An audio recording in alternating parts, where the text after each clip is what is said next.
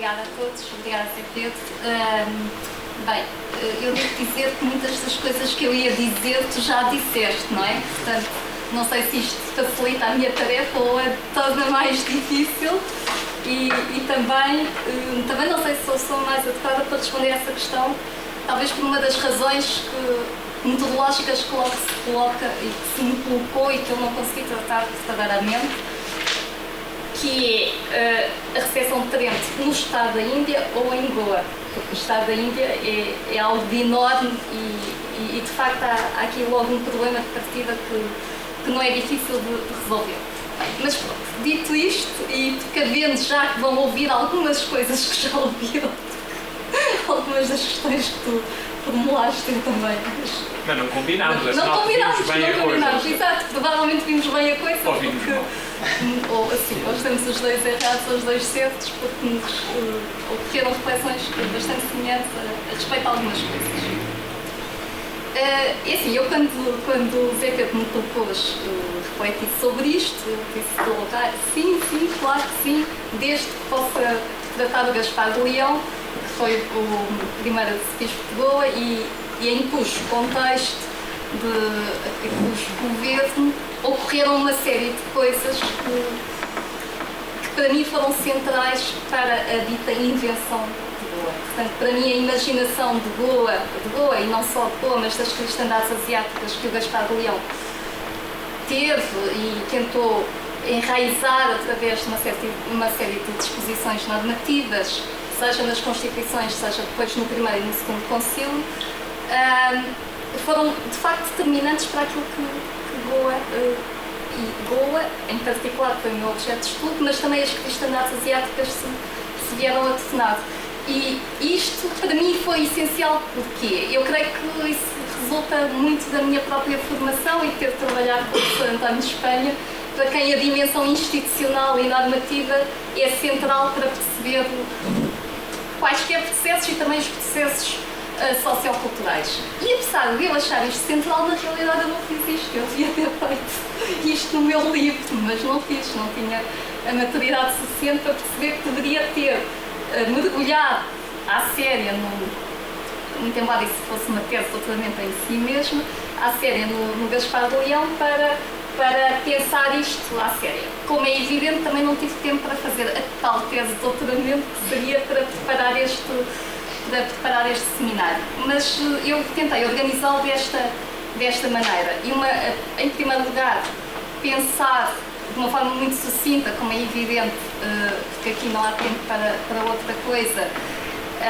a importância da especificidade dos contextos socioculturais para pensar estas questões e precisamente na sequência daquilo que o José Pedro referiu há bocadinho, isto é, estamos em territórios completamente diferentes, com populações com características completamente diferentes e de facto Tarente não foi pensado para estas populações.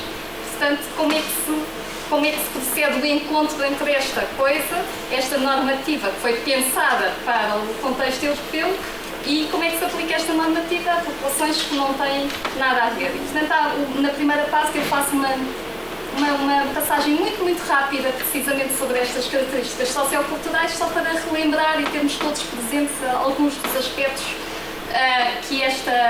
que estes contextos apresentavam e que terão sido encontrados pelo Gaspar de Leão, que vinha com o seu aparelho espiritual, por um lado, e por outro, confrontando-se com Tarente, com a recepção de Tarente, propriamente dita, muito embora ele certamente já tivesse notícias do que acontecia nas assembleias, porque aquilo começou muito cedo, ele estava muito próximo do Cardeal Dom Henrique, portanto certamente acompanharia as coisas que se ia sabendo sobre o que se passava em Tarente, mas de qualquer modo a recepção propriamente dita do Corpus Tridentino acontece quando ele já está lá e já diagnosticou, como o Zé Pedro também referiu, a situação local e os problemas da situação local. Portanto, a segunda parte é, no fundo, sobre estes desafios que se colocam ao Gaspar de Leão face a uma situação deste tipo. E eu coloquei assim uma série de questões que não vou responder, mas que são para não as vou responder na totalidade, mas mas que me orientaram um bocadinho no inquérito. A primeira delas é, no fundo, como é que terá sido a Goa e a cristandade asiática imaginada por Gaspar de Leão. É uma comunidade tridentina, enfim, daquilo que nós sabemos de Trento, e como é que a personalidade de Gaspar de Leão, porque eu acho que é importante aqui ter isto bem presente, como é que se manifestou na interpretação de Trento e ajustando ao diagnóstico que ele próprio faz da situação local. E depois, em que medida é que há uma indigeneização ou uma indianização de Trento, como é que efetivamente se sente esse tal ajustamento, ou se, pelo contrário, ou ao mesmo tempo, os textos das Constituições e dos concílios são simultaneamente tridentinos e não tridentinos.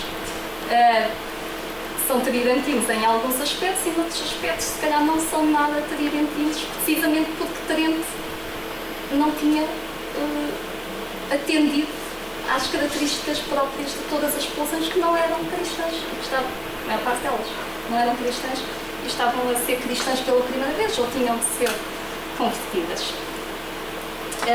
Portanto, no fundo são estas as questões, e depois tendo presente esta outra questão é: será que nas Constituições e nos concílios se tem presente toda a província eclesiástica de Goa, ou a geografia imaginada é uma geografia muito mais restrita? E, portanto, de que é que estamos a falar quando falamos de recepção de Trento no Estado da Índia? O que é o Estado da Índia neste contexto? Portanto, no fundo é este o roteiro que eu queria trabalhar aqui. Não vou, eu acabei de escrever um texto muito grande, muito maior do que era suposto, portanto eu não vou ler, vou mais ou menos falar, há aqui umas coisas que lerei, e vou passar muito rapidamente esta primeira parte das especificidades dos contextos, mas só para termos isto presente, porque eu acho que é importante isto estar presente. Primeiro, só mostrar uma imagem que é conhecida de todos, mas que se isto funciona.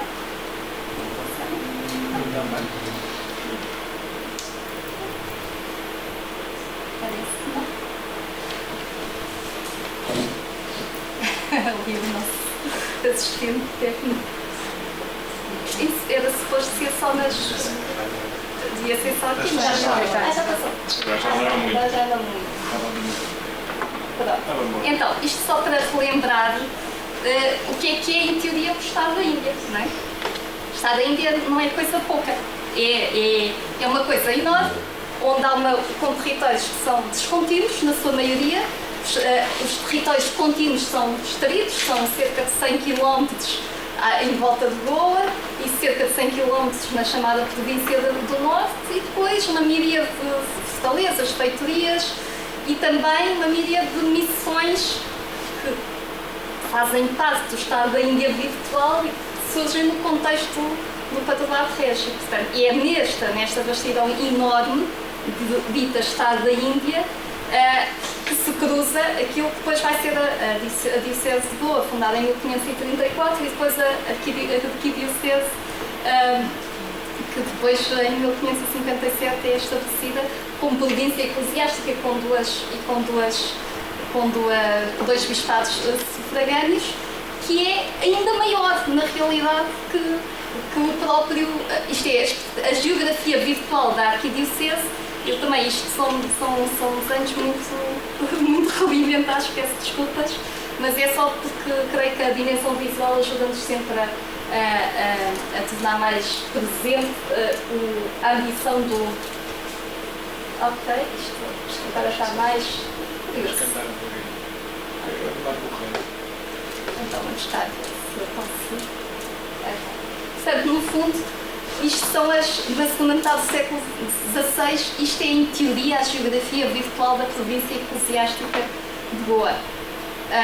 Isto, desde o Cabo da Boa Esperança até ao Japão, portanto, até passando por Timor. É sobre isto que se legisla em meados do século XVI, tem sérias dúvidas. Tem sérias dúvidas. Portanto, mas, num certo sentido, o projeto espiritual é mais ambicioso do que o projeto político, propriamente dito, e o espaço imaginado do projeto espiritual é um espaço contínuo e não descontínuo. Portanto, há aqui um grau de ambição brutal, o qual é acompanhado ao mesmo tempo por uma escassez enorme de recursos humanos e logísticos, e acompanhado pela dificuldade de comunicação que evidentemente operava neste território. Olha, isto do ponto de vista político-administrativo, se quisermos. Se depois começássemos a esmiuçar as diferenças socioculturais, então a coisa ainda se tornava mais complicada. Eu trouxe aqui só porque são imagens produzidas no tempo do Gaspar de Leão e, portanto, de algum modo, não sendo, como sabemos, estas imagens nunca são descrições totalmente fiáveis, mas elas indiciam minimamente os tipos sociais que eram os potenciais cristãos ao tempo do Gaspar de Leão, que torna mais clara ainda a utopia do próprio projeto, se quisermos assim. Pronto, aqui género de tipos populacionais do Estado da Índia, não é? Muitos tipos, aqui eu só pus 5 para poupar espaço, mas o Códice Casanatense tem muitíssimos mais. Os variados, populações de todo tipo, árabes, persas, núbios, abexis, etc, etc. Depois, dentro da própria Índia, portanto, as pessoas que Gaspar de Leão vai encontrar naqueles territórios, continuamos a ter uma grande diversidade, mas pior ainda, temos uma grande diversidade em termos religiosos. Também não, quer dizer, total diversidade do ponto de vista religioso. E eu aqui também só vou referir diversidade religiosa nos territórios de Goa neste período e muito rapidamente para novamente, quando pensamos na normativa tridentina e na sua adaptação a que é que se adapta.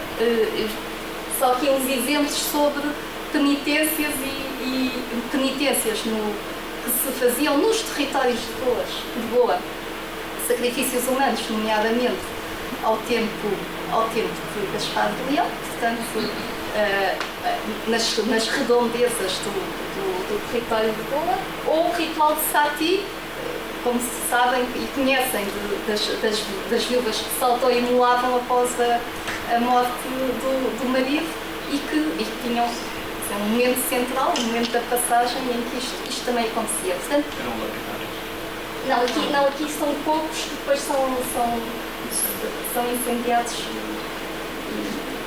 Portanto, dois pequenos exemplos que eu depois junto aqui um mapa que publiquei também na minha tese, para os territórios de Goa, propriamente ditos, com as principais divindades femininas, a principal divindade feminina da região e as principais divindades masculinas, e apenas só por curiosidade também algumas imagens atuais dessas divindades para perceberem um bocadinho precisamente com o que é que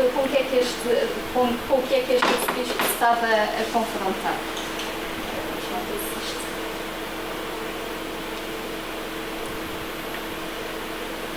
Ainda não percebi a lógica do... Agora provavelmente já passou 3 ou 4, porque tivemos sempre a carregar. Ainda não passou, pois não? Não.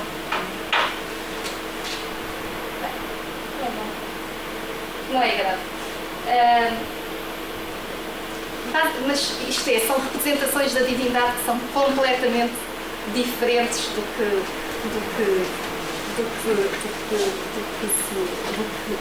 que aquilo a que estava habituado o Dom Gaspar. Pronto, era essa.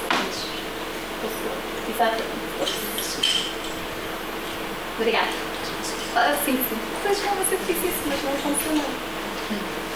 Mas pronto, faz mal. Acho que isto também é quase a última, por isso.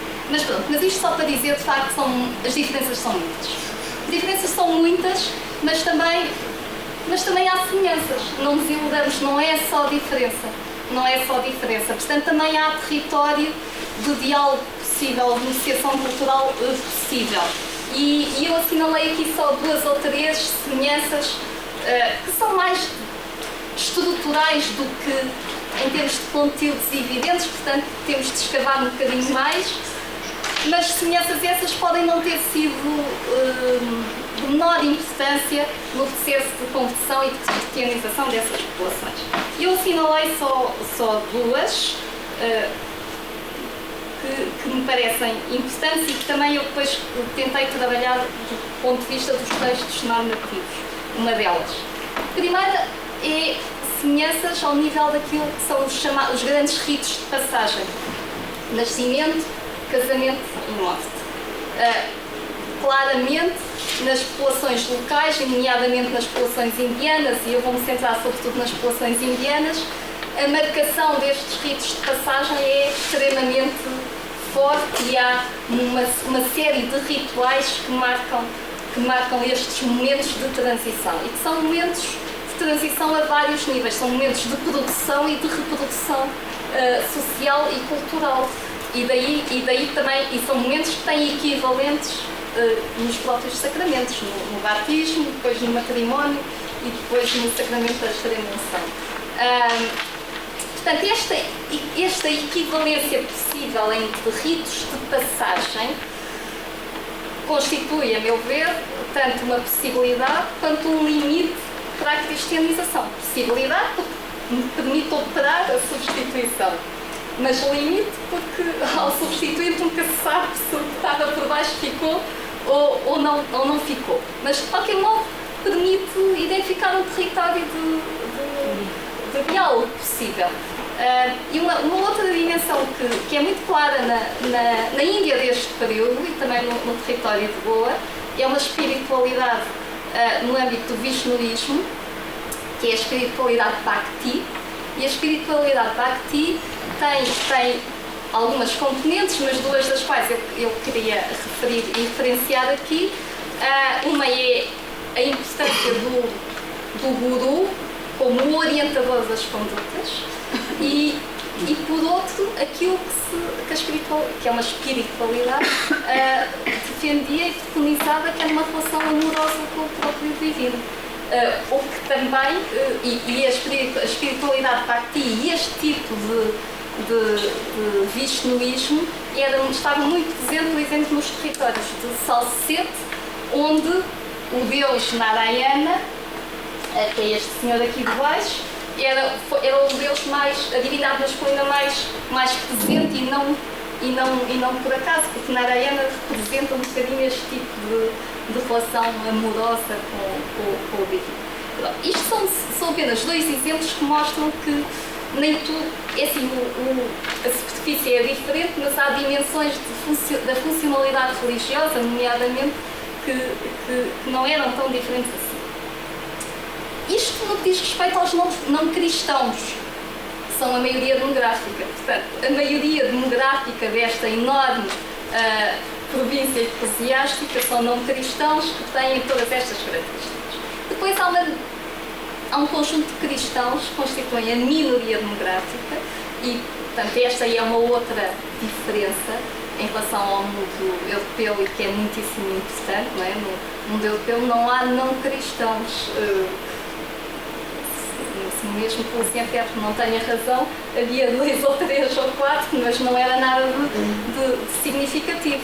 Enquanto que aqui a maioria demográfica era não cristã. Então, a meu ver, também constituía novamente um limite e uma possibilidade.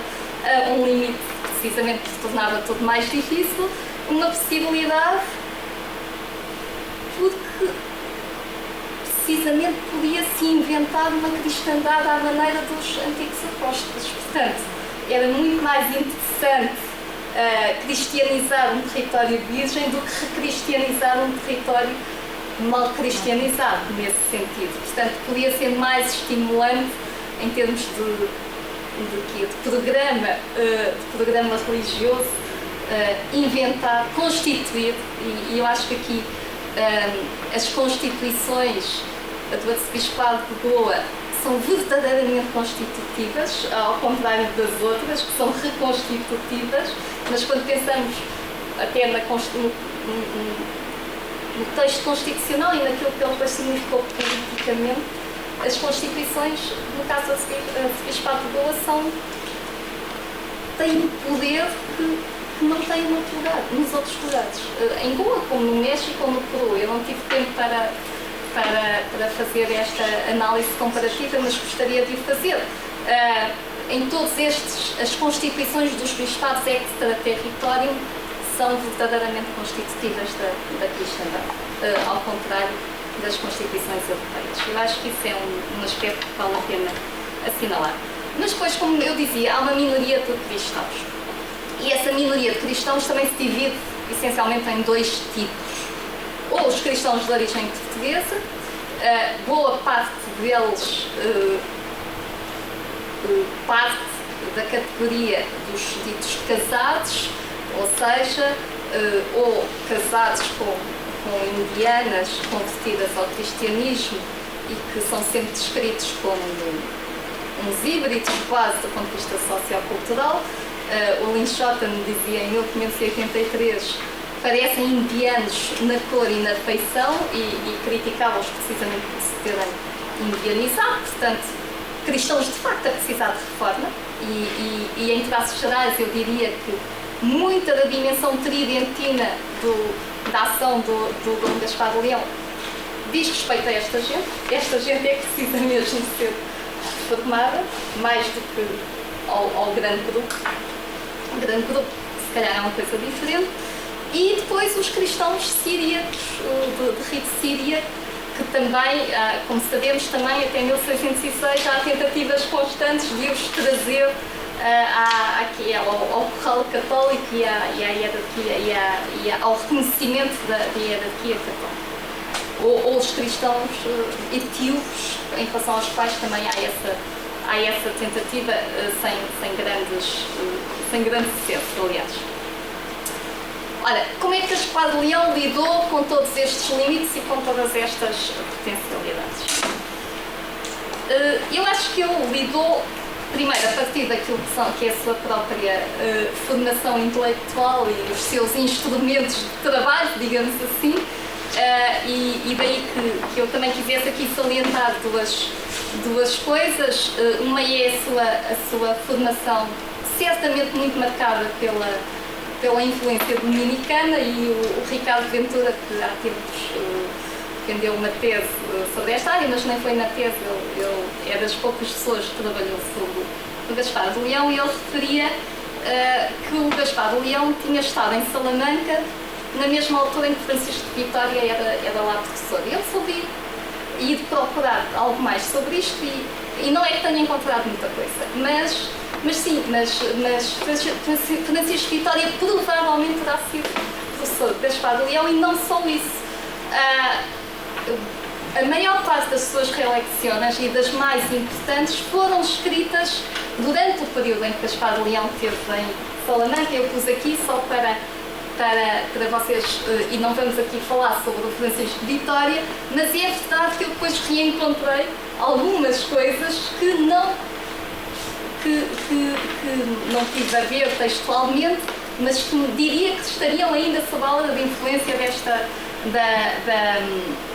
da Escola de Salamanca, e nomeadamente de algumas das questões tratadas por Francisco de Vitória e Domingos de Souto e da Bartolomé de Las Casas em relação ao tratamento das populações, sim, aos colonos, ao tratamento das populações colonizadas, aqui não em relação aos índios da América, mas, por exemplo, há muita da textualidade das coleções sobre a maneira como os capitães tratam os escravos, etc., tem muito a violência, a tirania, os vocábulos utilizados têm muito desta linha, diria eu, que vem do da segunda escolástica e sobretudo da escola de Salamanca e de Francisco Vitória e do Domingos Souto na relação com os colonizados. Portanto, isto seria, no fundo, mais um veio interpretativo para pensar também a maneira como é que Trento é interpretado em relação àquelas populações e provavelmente fazia uma parte forte da formação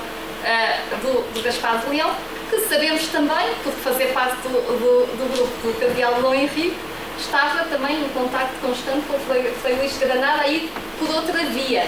Portanto, há aqui um lado que eu confesso que não sei resolver e também me parece que o Eugênio Ascencio não o resolveu da melhor maneira, que é como é que se encontram nesta pessoa, Gaspar de Leão, a via dominicana e uma via franciscana mais joaquimita, apocalíptica, etc. E como é que isto se encaixa? Porque a via dominicana, sob certos aspectos, é bastante distante da via franciscana, mas eles encontram-se nesta figura que é o arcebispo Gaspar de Leão. Isso parece-me em si mesmo também é interessante.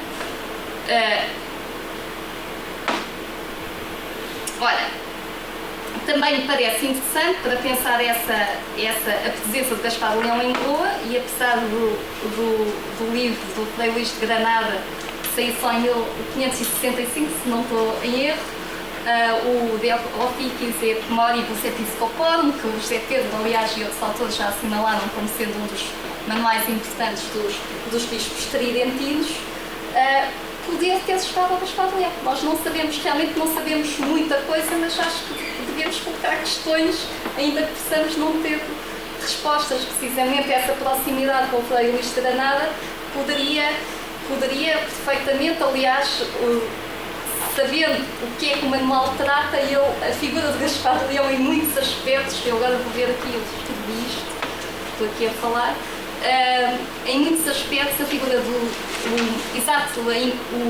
perfil de pedalado que o Frei Luís de Granada propõe, em muitos aspectos é de facto o perfil do Gaspar de Leão.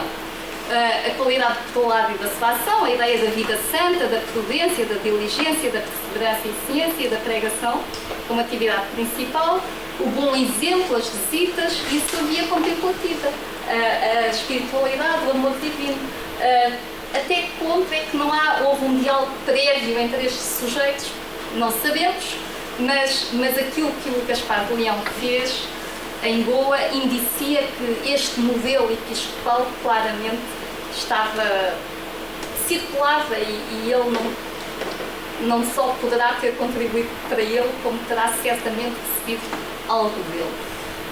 Aliás, também não será de menor importância pensar que este é e eu acho que este aspecto é muito interessante, que este arcebispo é arcebispo ao mesmo tempo, ainda que esse território, que São Carlos Borromeu e Bartolomeu dos Mártires, praticamente a mesma cronologia, os grandes prelados tridentinos, mas este fora de outro contexto. Portanto, acho que todos estes contextos são interessantes para pensar o governo do arcebispado e eu já estou a falar muito, certamente, passava agora para esse aspecto. Portanto, é este homem que chega a Goa, quando na altura em que já passo isso, que o Zé Pedro referiu, com estes instrumentos. E eu acho que a sua ação de prelado tridentino, vamos colocar assim, prelado tridentino manifestou-se de duas maneiras, e eu diria que, num certo sentido, ele de facto é um prelado tridentino, porque há claramente uma dimensão pastoral na sua ação, e eu diria que essa dimensão pastoral se evidencia nos textos, na tratadística que ele disponibiliza, precisamente durante o mesmo período do governo da Índia, os três compêndios, os três tratados publicados na imprensa de Goa, o compêndio espiritual, a tradução do Tratado de Jerónimo de Santa Fé com uma carta pastoral logo no início, E depois o famoso Desengano dos Perdidos, publicado pelo Eugênio Ascencio.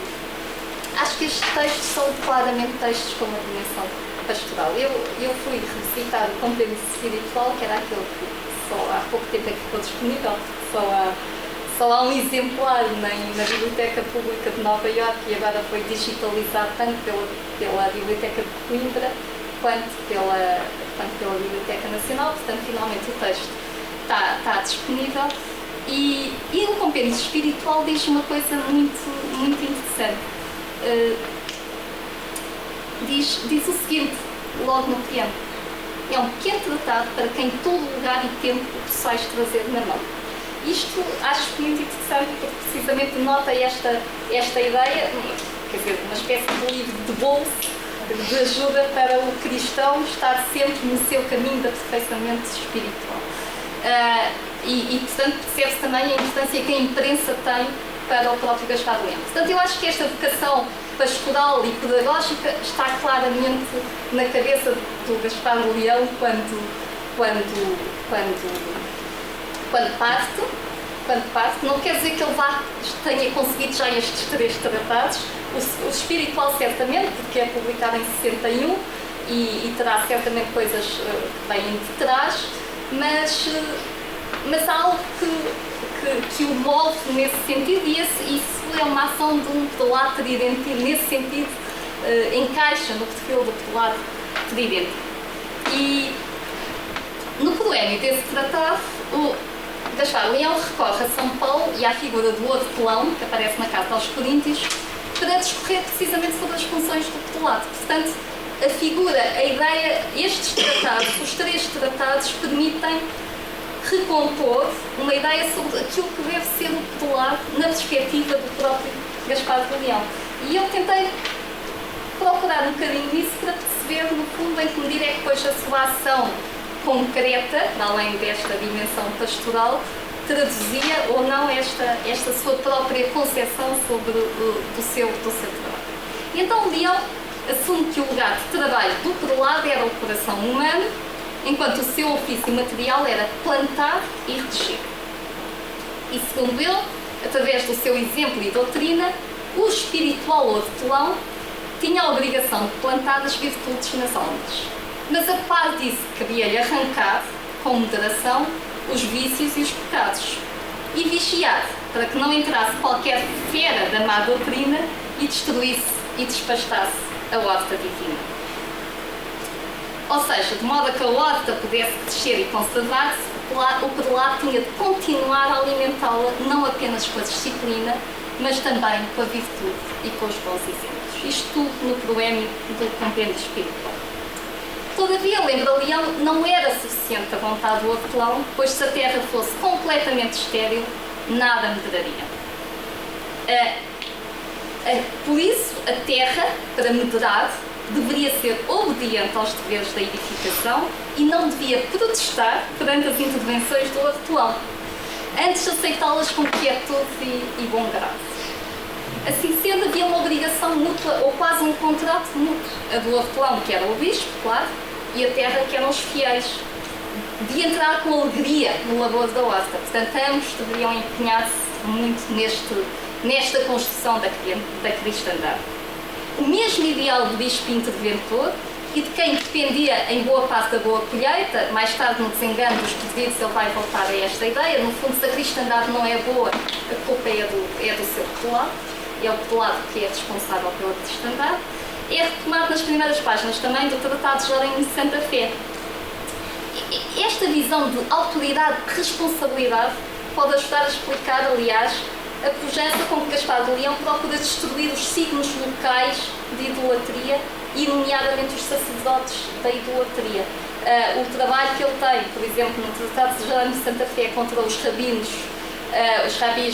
dos judaicos e depois nos Enganos Perdidos contra tudo o que seja autoridade eclesiástica, parece decorrer também desta sua visão hierárquica sobre a própria cristandade. Esta visão em que o responsável último pela cristandade é o seu pastor. Portanto, se o pastor é bom, a cristandade será boa, se o pastor é mau, a cristandade será. Este tratado do compêndio espiritual configura-se como um vade-mecum da vida espiritual, já contém um catecismo, a vida de Cristo, um caminho espiritual e com exercícios para cada dia da semana. O cristão imaginado por Leão, muito na linha de Heinrich, no seu Diretório dos Contemplativos, privilegiava mais a conversação com Deus, isto é, a verticalidade individual, do que chegar até Ele através da mediação das criaturas. Isto é, a horizontalidade mais comunitária. E aqui pode haver também focos de tensão com uma série de aspectos. Aliás, não admira, eu estava a ler isto e a pensar, de facto não admira que ele tenha ido parar ao índice a certa altura, porque a certa altura a mediação da Igreja institucionalizada não é tão necessária, não é? O cristão perfeito finalmente não precisa de mediações. Mas até chegar à perfeição, mas é que ele volta a isto, na realidade, ele volta a isto. Taticamente, isso podia implicar desviar os obstáculos que se opunham a esta conversação meditativa, os quais perturbavam a alma pela via dos sentidos. Uma clara definição platónica em todos os textos do Gaspar de Leão, encaminhando os estímulos cotidianos e, ao invés, para a realização da suprema alquimia do aparelhamento ao amor divino. Nessa sua imaginação cristã, o compêndio espiritual trata-se de um texto vocacionado, em primeiro lugar, e a meu ver, para os portugueses e não tanto para os locais. Portanto, isto é um texto de aperfeiçoamento cristão para as cristandades locais. Mas já os textos seguintes, o Tratado de Jerónimo de Santa Fé e o Desengano dos Perdidos, são claramente textos vocacionados para as populações locais, muito embora a partir de um template claramente ibérico. Portanto, há aqui novamente uma dificuldade, apesar do Gaspar de Leão ter feito este tal diagnóstico durante vários anos, portuguesas, e continua a fazer. As cartas dos jesuítas, aliás, são bastante úteis para nos ajudar a acompanhar algum do cotidiano do Gaspar de Leão, que o referem frequentemente, nem sempre de uma forma elogiosa, mas apesar deste seu trabalho de diagnóstico e de mapeamento, alguma rigidez intelectual, provavelmente, no Gaspar de Leão, o seu template é um template ibérico. E a sua grande característica é sobre os judeus e muçulmanos. Isto é, cristãos, judeus e muçulmanos.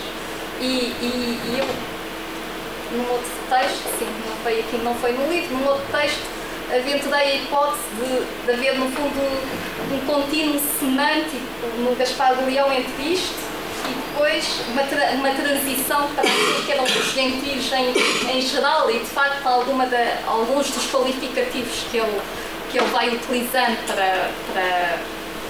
para depois descrever os gentios locais são os mesmos que utiliza para descrever os judeus, ou a mesma adjetivação é recorrente para aplicar e aplica-se às populações locais. Mas, em suma, 6 anos antes do primeiro concílio e das Constituições, já Gaspar de Leão explicara aos cristãos de Goa que lá estava para plantar virtudes, arrancar vícios e conservar até através da doutrina e dos exemplos a colheita. É esta atitude que o leva a agir de forma a conhecer a horta, a tal esteja, de modo a diagnosticar a sua situação e depois aí plantar as ditas virtudes. A meu ver, tanto as constituições diocesanas quanto as atas dos primeiros concílios são consistentes com este programa. Aliás, no preâmbulo das constituições, bem, eu não vou repetir aquilo que o Zé Pedro já disse, que já agora pouco um bocadinho de tempo, mas precisamente ele refere todo este seu trabalho de diagnóstico. E a necessidade nova, portanto, basicamente as constituições já tinham sido elaboradas antes de sair o decreto de Trento, segundo o seu diagnóstico, de certeza que eram constituições mais espirituais do que aquelas que vieram a acontecer, porque depois ele teve imenso tempo para as refazer, porque eu estive a tentar fazer um cálculo e então os volumes de Trento chegam a Lisboa em 64, portanto que é em junho, mas isso implicava que só sairiam nos barcos seguintes, que saíam normalmente março, abril e depois chegavam, portanto, para chegar agora lá para outubro de 1565, digamos assim, provavelmente. Mas o concílio é só em 67, portanto o trabalho de reformulação, segundo os critérios tridentinos, demora bastante tempo, portanto provavelmente o texto seria diferente. Mas o mesmo tipo de diagnóstico e ação explica, a meu ver, a tradução do Tratado de Jerónimo de Santa Fé, acompanhado por uma extensa carta pastoral, e a redação do Desengano dos Perdidos posterior, que ele próprio afirma ser inicialmente um sermão que servia para amparar todos aqueles que estavam receosos que a cristandade boa se perdesse por ocasião do cerco que esta cidade sofrera em 1570. Gaspar Leão utiliza a experiência do cerco como alegoria da vida do cristão. E eu creio que isto também é importante. Leão descreve a vida do cristão como uma cidade sitiada, sendo o castelo a fortaleza da alma, as portas das cercas, os sentidos através dos quais se contactar com, e cito, as deleitações da sensibilidade. Apesar de noutros lugares Leão sugerir que as coisas cotidianas nos podiam encaminhar para o divino, a verdade é que a sua teologia é uma teologia antissensorial, sensorial no sentido do mundo propriamente dito. E essa matriz provavelmente foi exacerbada na Índia, onde os missionários encontravam luxúria e sensualidade por toda a parte. Mesmo entre os portugueses acusados de terem várias concubinas e escravas com quem partilhavam o leite. Isto é, toda a imaginação sobre a Índia é precisamente o de ser um lugar de sensualidade e onde todos se vertiam para a sensualidade. O sítio pior para o Gaspar de Leão, claramente, um tipo com uma teologia antissensorial vai cair no pior lugar possível, não é? E o pessimismo antropológico de Leão, segundo o qual o homem apenas ganhava a salvação quando renunciava ao que era humano, encontrava na Índia, portanto, um desafio ainda maior. E talvez por isso também, talvez fosse necessária aí, mais do que noutros lugares, uma teologia do medo do pecado, do medo do mundo, do medo do Islão, que, aliás, como ele diz no Desengano dos Perdidos, do Islão que, ao contrário do cristianismo, estava a expandir-se com muito mais velocidade. E voltando ao Frei João Pereira, isto é, há esta consciência de que o Islão, e nós também não trabalhamos isto talvez da forma conveniente, que é o expansionismo islâmico nesta altura, no contexto asiático, que é muito forte. E o Desengano dos Perdidos claramente é um livro anti-islâmico, porque para o Gaspar de Leão o expansionismo islâmico é muito mais preocupante do que as religiões locais. Portanto, novamente, é uma coisa complicada. Também nesse livro, Desengano dos Perdidos, Gaspar de Leão relembra àquele que busca a perfeição que era insuficiente seguir regras e ordens. Isto é, no caminho para a perfeição, as regras e as ordens eram uma primeira etapa, mas uma etapa insuficiente para o verdadeiro cristão. E isto parece muito interessante porque ele é quem estabelece as regras e as ordens para, na província eclesiástica de Goa. Portanto, as primeiras regras e ordens uniformes, porque uma das coisas que ele diz é que cada vigário tinha as suas constituições, portanto não havia uniformidade, e uma das razões para as primeiras constituições que ele terá escrito e depois alterar era tentar criar um texto para toda a gente. Mas isto, para Gaspar de Leão, é claramente a primeira etapa, e uma etapa insuficiente. E eu acho isto muito interessante para pensar, no fundo, aquilo que ele terá imaginado para Goa. Isto é um primeiro momento, porque o verdadeiro cristão já não precisava das regras e das ordens exteriores, porque tinha a autodisciplina interna que permitia a tal relação com Deus.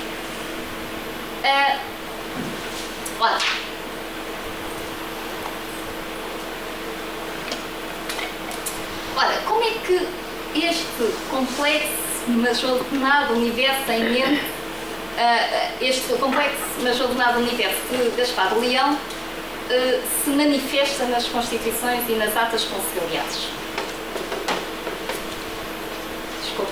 estou aqui a falar demasiado tempo. Por um lado, também, a meu ver, é claro que a visão que ele tem destas atas, apesar de ter uma visão, apesar de defender que as regras e as ordens são uma primeira etapa, digamos assim, da cristianização,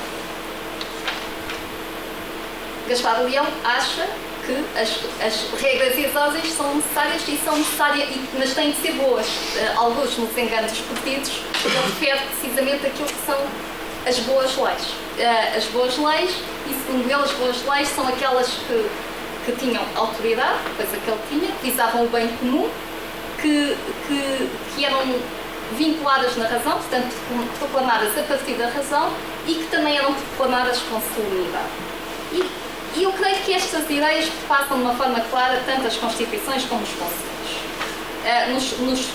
Em todos os textos das Constituições e dos Concílios invoca-se várias vezes os costumes contra a razão, que era necessário erradicar a partir de boas leis, precisamente, portanto, a identificação de todo um território de desrazão, que era a desrazão dos locais aos quais se apunham as leis racionais, se assim quisermos. A autoridade legisladora, eu acho que esse se calhar é um aspecto muito tridentino também do Gaspar de Leão, que é a coisa do prelado, da autoridade do prelado na construção da sua cristandade e, enfim, o bem comum claramente. Portanto, nesse sentido há uma consistência, digamos assim, ainda que as Constituições não sejam, nem os Concílios sejam apenas fruto do Gaspar de Leão, como é evidente. Na verdade,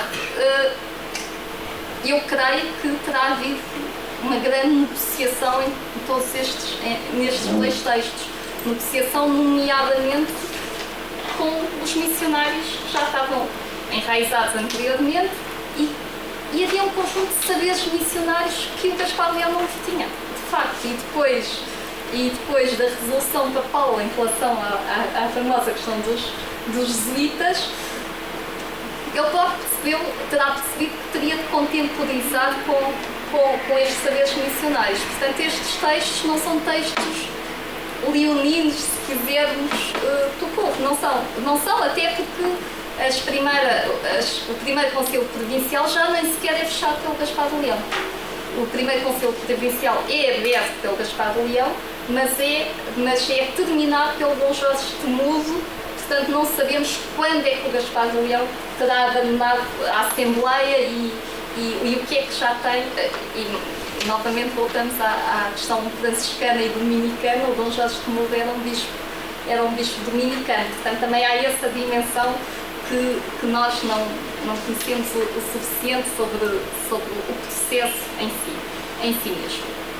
Mas, dito isto, as Constituições claramente vinculam-se também nos chamados, naquilo que o José Pedro Paiva, aliás, chamou como Constituições modernas, porque juntam preocupações doutrinais e preocupações disciplinares.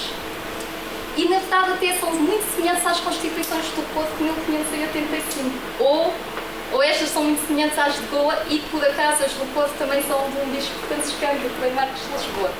Mas pronto, isto é apenas uma via que eventualmente também pode ser interessante explorar. Contudo, ao contrário de boa parte das Constituições do Reino, as de Goa são mais detalhadas nas partes relativas quer a templos, quer a clérigos, o que provavelmente resulta desse seu caráter verdadeiramente constitutivo, ao contrário das dioceses do Reino, onde já havia uma tradição tanto normativa quanto de construção da paisagem eclesiástica.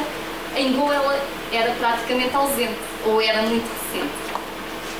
Por outro lado, as de Goa contêm constituições que são especificamente resultantes dos contextos locais, como aquelas que incidem sobre os vigários das fortalezas, ou na lista de pecados, as que reenviam para a especificidade de contextos asiáticos. Fiéis para a terra dos infiéis, por exemplo. Não era uma coisa que se verificasse em Portugal, por exemplo. Quer dizer, em última instância podia ser a partir dos barcos, mas não seria algo que se pensasse imediatamente num bispado de Miranda, por exemplo, levar fiéis para terras diferentes. A especificidade dos contextos faz sentido também e sobretudo nas atas conciliares. Um decreto inicial das Constituições explicava que os prelados podiam e deviam alterar alguns dos aspectos das Constituições em função das situações locais. E eu acho, por isso, na verdade, que tanto as Constituições como os concílios são, sobretudo, pensados para aquilo que era o território da Diocese de Goa.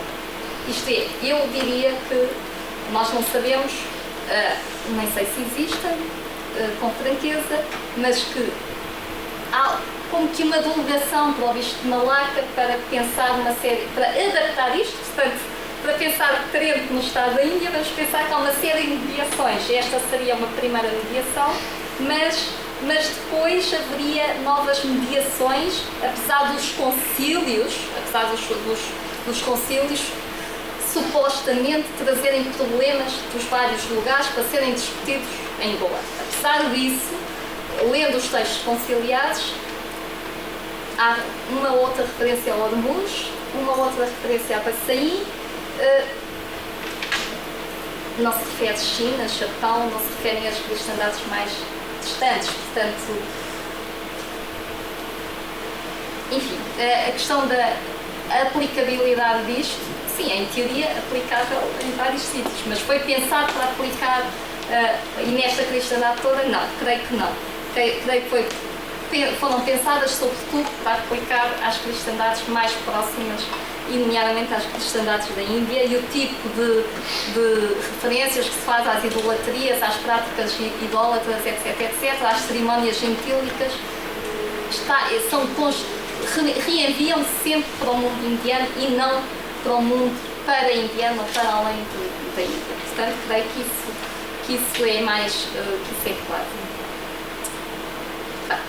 Como se disse, como o José Pedro já referiu, as Constituições, tanto as Constituições como os concílios, referem Trento constantemente.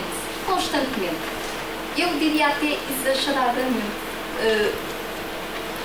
É porque às vezes, eu depois estive a tentar comparar com o que Trento dizia, às vezes, segundo o Sagrado Concílio Tridentino, e Trento não tinha disposto nada sobre aquilo, realmente. Ou tinha assim uma levíssima referência àquilo, mas eu queria ter feito uma contagem quase do número de vezes que aparece a referência à Trento. E é imenso. E esta insistência retórica, eu diria, tem uma dimensão retórica também de mostrar que isto era ajustado a Trento. Mas, de facto, nem sempre tinha a ver com Trento, porque Trento não tinha pensado aqueles problemas.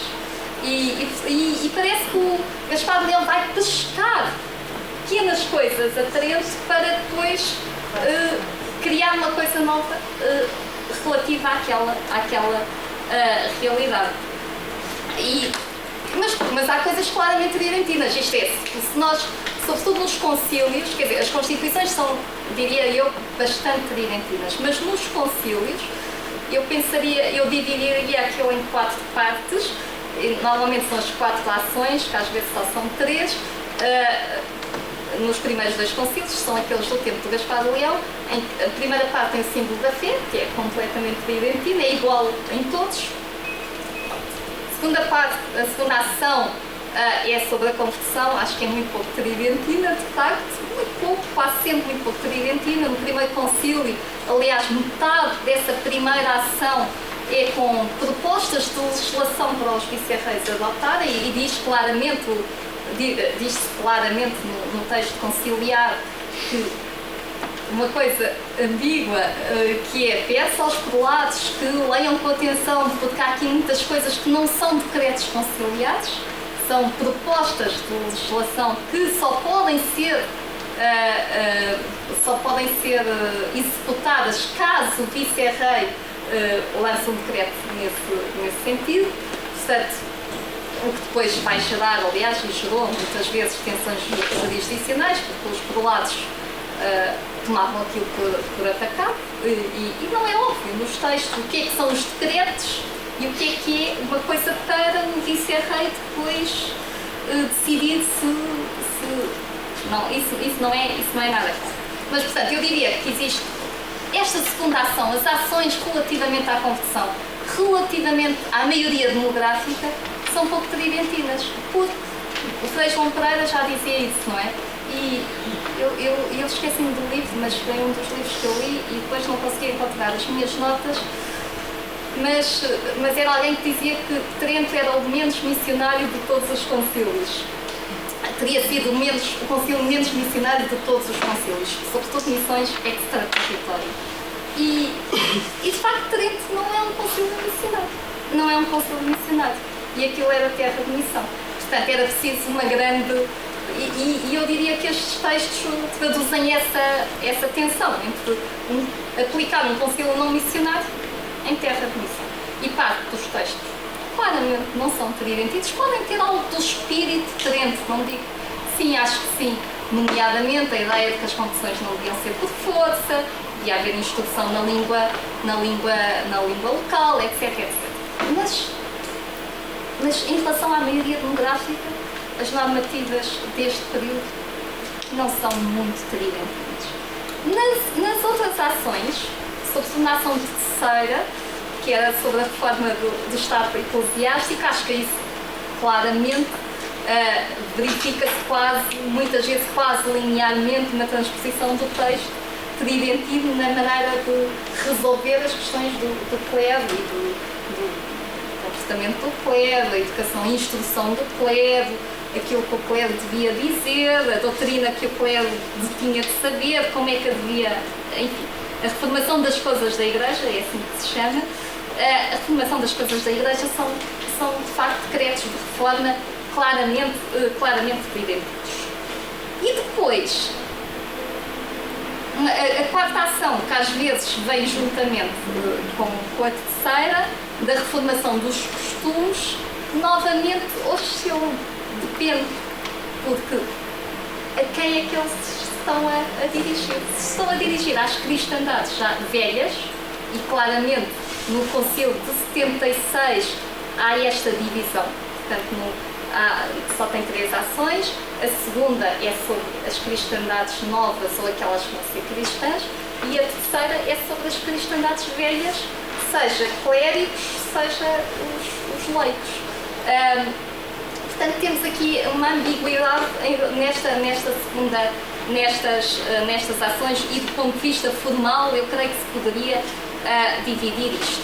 Bem, eu acho que vou ficar se calhar por aqui, ainda tenho mais 5 minutos. É porque eu tinha selecionado porque 3 coisas que eu queria ver mais, com um bocadinho mais de cuidado, mas aqui vou passar muito ao de leve, que eram precisamente a questão do batismo e do matrimónio e da extrema-unção, por serem os tais ritos de passagem que permitiam simultaneamente um diálogo com momentos de passagem em relação às populações sobre as quais isto se estava a executar. E desde logo porque há aqui aspectos também igualmente estruturais que permitiam este diálogo, nomeadamente com as populações indianas e hindus, se quisermos. Hoje em dia já não se utiliza a palavra hindu ou hinduísmo para este período, mas, enfim, boa parte das populações locais e das devoções locais havia uma estrutura central nas devoções locais e que tinha a ver, aliás, como provavelmente em todas as religiões, mas ali concretamente isto aparecia de uma forma muito clara, que era a diferença entre a pureza e a impureza. E isto também é central para o cristianismo. E a água também desempenhava um papel central nas devoções locais para distinguir o puro do impuro.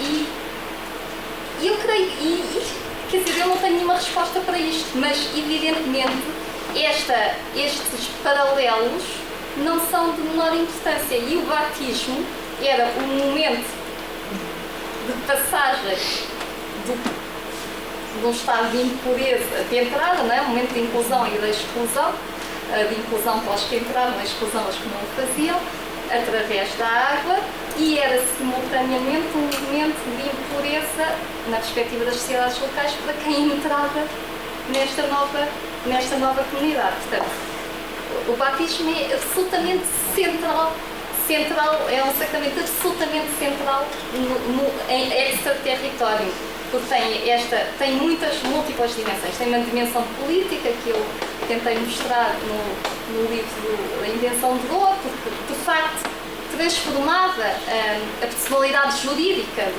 dos sujeitos. Ao serem batizados, tornaram-se equivalentes aos portugueses juridicamente, portanto tem essa dimensão brutal em termos de inclusão na comunidade política, mas depois do ponto de vista religioso é igualmente brutal, não é? É uma mudança muitíssimo importante. E realmente Trento não é que Trento, com os decretos conciliares, depois do catecismo, sim. O catecismo, sim, mas será que o catecismo chegou ao Gaspar de Leão? Também não sabemos. Mas realmente muitas das coisas que vêm das constituições sobre o batismo vão de encontro ao que está no catecismo. Isso eu fui também procurar e testar, e realmente a dimensão, as reflexões teológicas que aparecem nas constituições sobre o batismo quer dizer, o catecismo é muitíssimo mais longo, mas tem muitas semelhanças com o catecismo, e nós sabemos que há um franciscano, o Frei Francisco Ferreira, que está muito envolvido na redação do próprio catecismo. Não sabemos se terá havido comunicação entre eles, realmente não sabemos. Ou se apenas há uma consonância de entendimentos teológicos, mas de facto existe. Portanto, mas o caso das reflexões sobre o batismo é um desses casos interessantes, em que Trento fala, sim, na parte do sacramento do batismo são essencialmente cânones, não há uma dimensão doutrinal. Depois tem, na parte da justificação, aí tem algumas coisas no qual se refere o batismo, mas não há um corpo doutrinal sobre o batismo novo, enfim, ao contrário do caso sobre o matrimónio ou sobre a penitência, em que há muito trabalho doutrinal, no que diz respeito ao batismo, não. Mas aqui há muito investimento, é realmente um dos investimentos maiores, tanto nas constituições como nos concílios, sobre as condições do batismo, como é que se sabe fazer, como é que se sabe instruir, quem pode ser batizado, quando é que pode ser batizado, como é que as crianças podem ser batizadas, quando é que é legítimo, quando é que é válido, quando é que não é válido, etc. Portanto, temos aqui um lugar que é central para o cristianismo extraterritório e que não era, quer dizer, é evidente que era central no Concílio Tridentino, só que era um dado muito mais adquirido do que era naqueles territórios. Portanto, ali tinha de ser estabelecido à início. Não vou dizer muito mais, pronto, eu aqui tinha selecionado umas coisas que me pareciam interessantes, porque o batismo é definido como porta e como entrada, e eu acho isto muito rico para perceber precisamente essa dimensão de mudança de comunidade e também como lavatório de alma, e lavatório, que é uma expressão comum aqui, mas que também é a expressão que os portugueses utilizam para referir muitas das cerimónias gentílicas. Estão constantemente a falar dos seus lavatórios, porque os locais estavam sempre a lavar-se. E por indução, na verdade, havia os tanques à frente dos templos, onde, ainda hoje isso acontece, onde se banhavam para se limparem o corpo e a alma. Portanto, há aqui todo um território fascinante para pensar assim mais do ponto de vista antropológico todo este processo de indianização daquilo que Trento poderia referir. Outro aspecto que eu acho que é muito interessante e que também diferencia é o interesse que se dá ao parentesco espiritual e à família espiritual, que é regulamentado em Trento, não é? E muito regulamentado, e que ali também se segue essa regulamentação, mas há todo um trabalho sobre o parentesco espiritual, precisamente por essa outra família que se está a criar, porque há muita gente que se converte, apesar de haver muita conversão coletiva, também há conversão individual, e portanto há famílias que são destruídas e estas pessoas precisam de uma nova família, e o parentesco espiritual estabelece essa e cria uma família espiritual e tem ali um papel mais importante do que noutros lugares.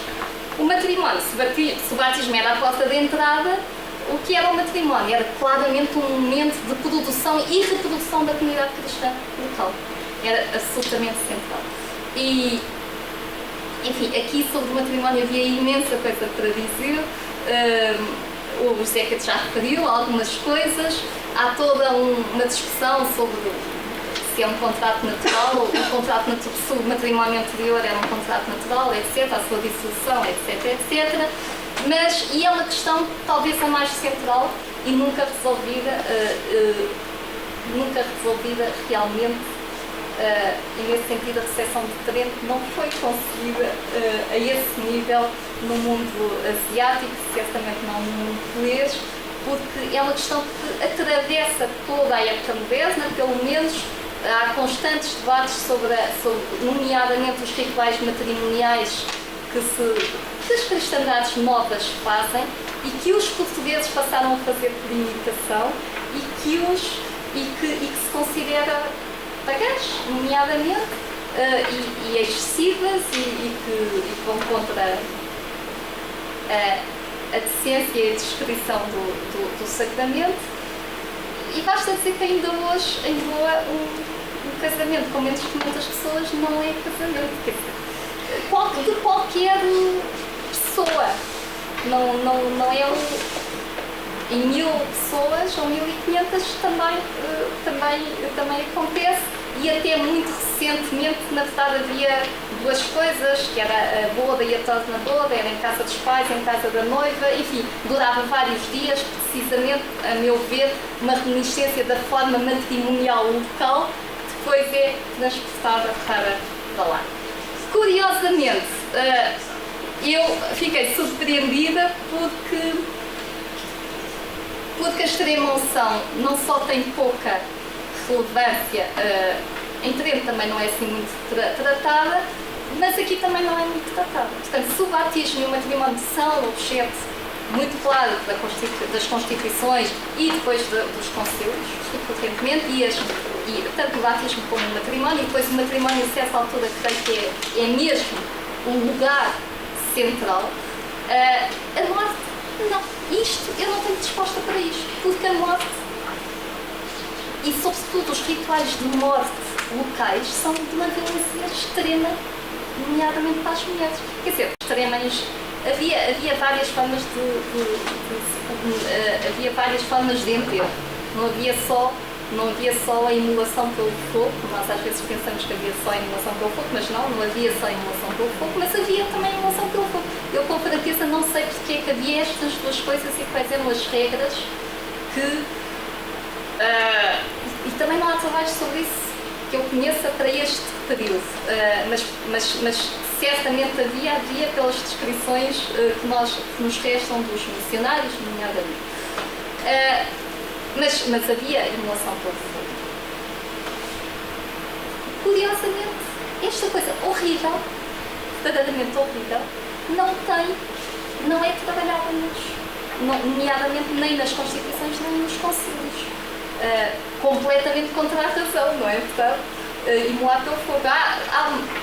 Possivelmente, em Goa já não havia imolação pelo fogo. E isto, voltamos à tal questão inicial, mas estes decretos, estas Constituições têm em mente que geografia.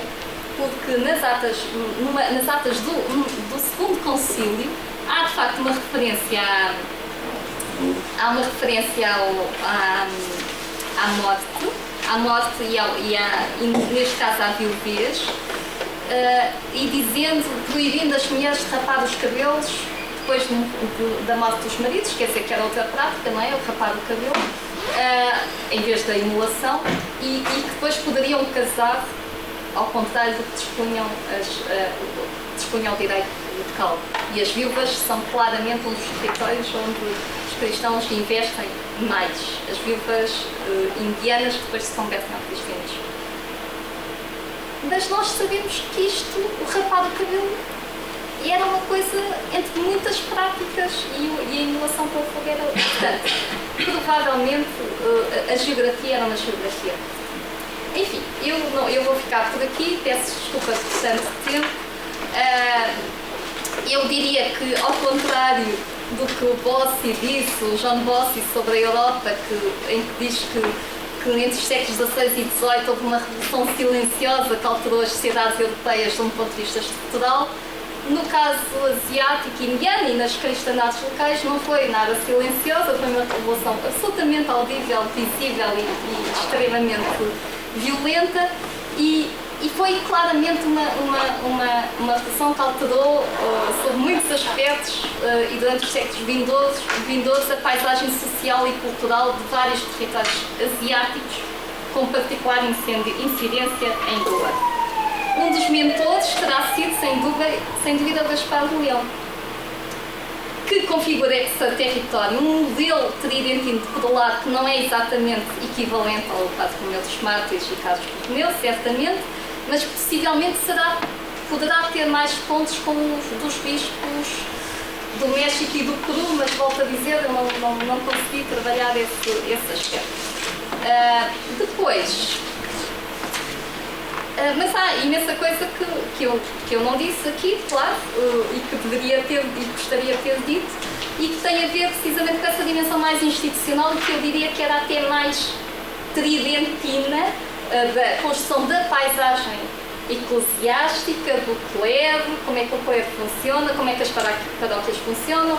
É muito claro em todos nas constituições, já não recordo, mas nos concílios claramente, há constantes referências aos registros paroquiais, à importância de registar toda a informação, punições para quem não registra, enfim, toda essa dimensão institucional é claramente, eu diria que o Gaspar de Leão tem essa dimensão institucional muito, muito presente e tenta construir, do ponto de vista institucional, uma província eclesiástica segundo os cânones tridentinos, ou a maneira como ele entendeu, com paróquias, com justiças eclesiásticas, etc. Mas eu aqui não... É um tema demasiado vasto, eu não devia ter aceito, porque ele realmente é demasiado grande para se falar sobre ele. Portanto, peço desculpas por estas notas assim tão soltas sobre o tema. Obrigada.